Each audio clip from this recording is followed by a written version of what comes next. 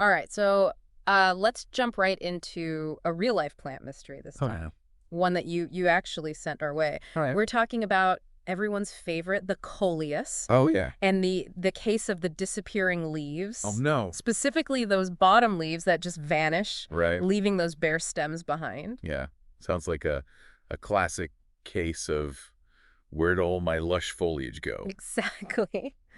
To crack this case, we are turning to a blog post Okay. by Ang, who, get this, is a self-described old software plumber Really? turned passionate gardener. Wow. I love it when hobbies collide. Me too. Yeah. Ang's blog, keenamang.org, has a whole series on gardening. Yeah. And the post we're looking at is titled Notes on Gardening, Part 476. Wow. 476. That's a lot. Right. Yeah. Why Coley's dropping bottom leaves? Okay. That's quite the archive. It really speaks to the enduring fascination with plants. It really does. So what's the state of Ang's Coleus? Well, Ang is growing Coleus cuttings, Okay. which are already a bit more finicky than just, starting from seed or something. Mm. And they're getting tall, but losing those lower leaves. Yeah. It's like they're reaching for the sky, but forgetting their roots. Right. Now, Ang lives in a tropical climate, Okay. so we can probably rule out big temperature swings. Yeah, probably off the list of suspects there. Right. But the usual suspects are all lined up. Watering, light levels, Mm-hmm. and dun, nutrient deficiency. Those are the usual suspects in many plant mysteries, for sure. For sure. Each one can lead to leaf drop in its own way. Right. Overwatering can suffocate roots and cause them to rot, Oh. which then leads to yellowing and leaf drop. Okay, so that's something to look out for. Yeah. Yellowing leaves too much water. Exactly. Yep. Underwatered plants will wilt and drop leaves to conserve moisture. So that would be like dry, crispy leaves. Exactly. Okay, got it. What about light? Yeah. Too much, too little, just right. Goldilocks over here. Coleus are definitely light lovers, Okay. but they prefer the indirect kind of. If it's too dim, they'll stretch towards the light, Right. becoming leggy and dropping those lower leaves in the process. Yeah. But put them in direct scorching sun, and you risk sunburnt leaves. Oh, yeah. Finding that sweet spot is key.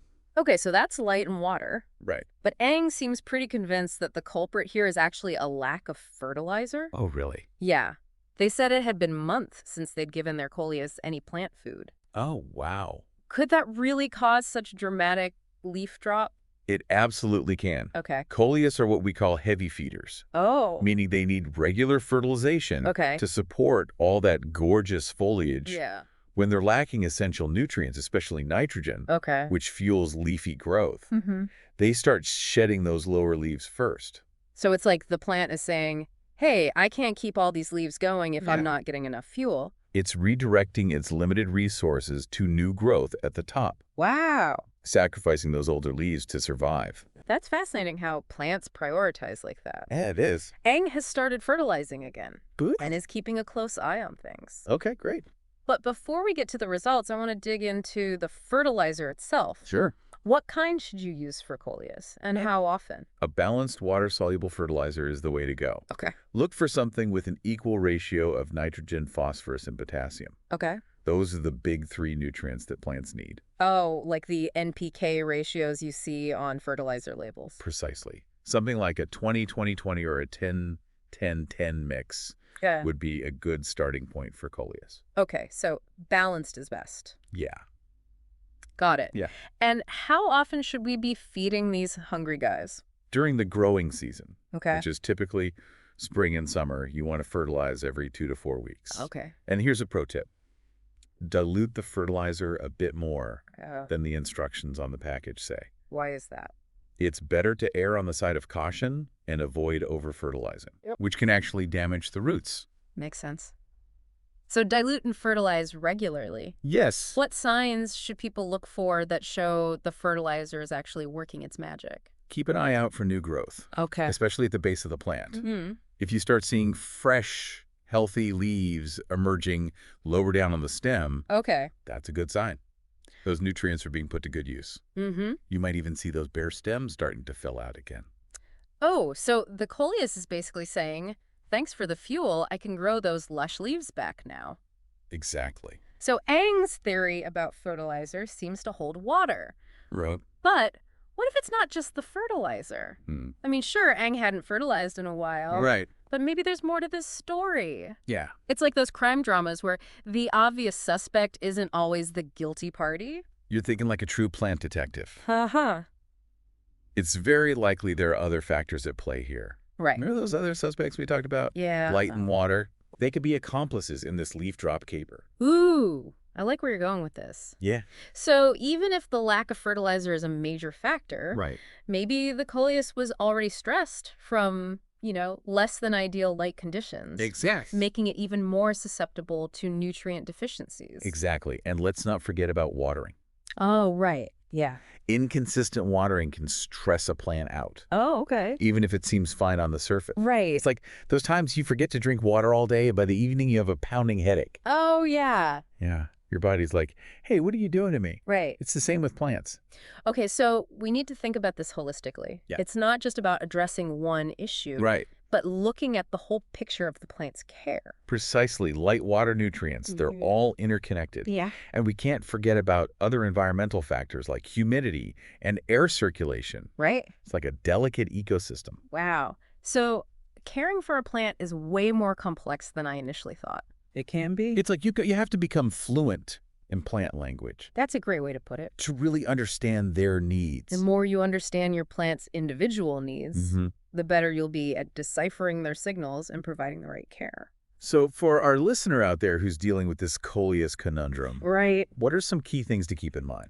First and foremost, be observant. Okay. Really look at your plant. Okay. Where is it positioned in relation to the light source? Mm-hmm. How does the soil feel? Okay. Is it consistently moist or bone dry? Okay. Have you been fertilizing regularly? And if so, what type and how often? It's like gathering evidence at a crime scene. Exactly. And don't just look at the present. Oh. Think about the plant's history. Okay. Has it been repotted recently? Okay. Has it experienced any sudden changes in its environment, like a move to a new location? Okay. All these clues can help you get to the root of the problem. Yeah. This is making me realize that I've been guilty of jumping to conclusions with my own plants. Oh, yeah. I see a yellow leaf and I immediately think, oh no, it needs more water. Right. But it could be something else entirely. It's a common mistake. Yeah. We tend to focus on the most obvious symptom without considering the bigger picture. Right. That's why it's so important to develop that plant detective mindset. Yeah. Speaking of clues, let's circle back to something we touched on earlier. Okay. Aang is growing these Coleus from cuttings. Right. Could that be playing a role in their leaf drop drama? Absolutely. Okay. Cuttings are essentially baby plants. Yeah. And like all babies, they're a bit more delicate and demanding. Right. Their root systems are still developing, Okay. which makes them more sensitive to fluctuations in watering nutrients Mm-hmm. and even the type of potting mix you use. So it's like they need that extra level of TLC, those baby Coleus? Exactly. Think of it this way. A mature plant with a well-established root system Okay. is like a teenager. They can handle a few missed meals Mm-hmm. or a slightly off-kilter watering schedule, Okay. but those cuttings are like newborns. Right. They need more frequent feedings Okay. and a carefully controlled environment to thrive. That's a great analogy. Thanks. So if you're working with Coleus cuttings, Yeah. you really need to be extra attentive to all those factors we've been discussing. Right, and be patient. Yeah. It takes time for those cuttings to establish themselves Right. and grow into strong, resilient plants. This has been so insightful. Good. We've covered a lot of ground in this Coleus investigation. And we've only scratched the surface of the fascinating world of plants. I know, it's amazing. But that's what makes it so rewarding. Yeah. There's always more to learn and explore. So before we wrap up, let's recap the key takeaways Right. from our deep dive into Aang's Coleus case. Right. First off, leaf drop, especially at the bottom of the plant, isn't always a simple fix. Right. It often signals an underlying issue with the plant's care, whether it's watering light nutrients or most likely a combination of factors. And if you're dealing with cuttings, those baby plants Yeah. need even more meticulous care and attention. Absolutely. Patience, observation, and a willingness to learn Yeah. are your greatest assets when it comes to nurturing those young Coleus. Okay, so for our listener out there who's trying to solve their own Coleus mystery, here's our advice.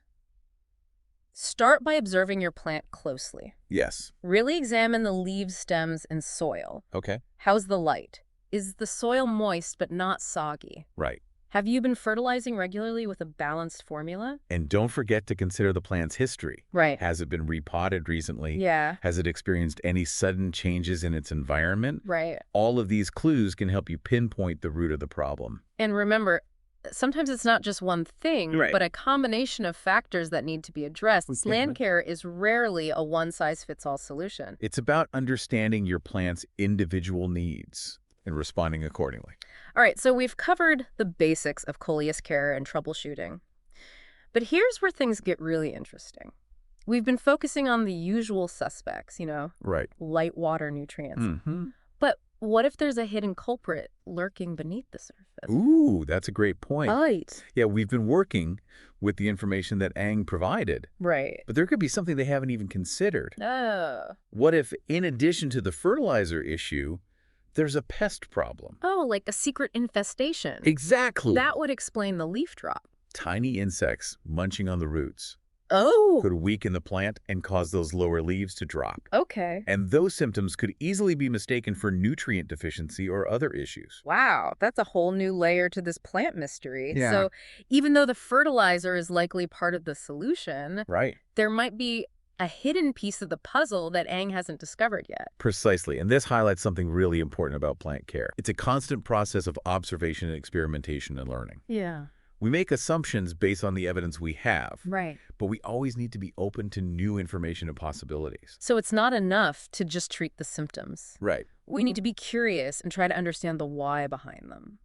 Absolutely. Becoming a better plant parent means becoming a plant detective. Ooh, I like that. Don't be afraid to ask questions, examine the evidence, and dig deeper, both literally and figuratively. I love that analogy. Thanks. It's so easy to get caught up in the quick fix, Yeah. but taking the time to really understand our plants Right. can make all the difference. It's about building a relationship with your plants, Yeah, observing their subtle cues, learning their individual needs, right. and adapting your care accordingly. Yeah. It's a rewarding journey full of surprises and discoveries. This has been such an eye-opening deep dive into the world of Coleus care. It has. I feel like I've learned so much, not just about Coleus, but about plant care in general. Me too. It's a reminder that even the most experienced gardeners are always learning and evolving. Well, to our listener out there who's been on this Coleus journey with us, we encourage you to keep exploring and experimenting. Absolutely. Don't be afraid to try new things, observe the results, and adjust your approach as needed. And most importantly, never stop being curious about this fascinating world of plants. Happy gardening.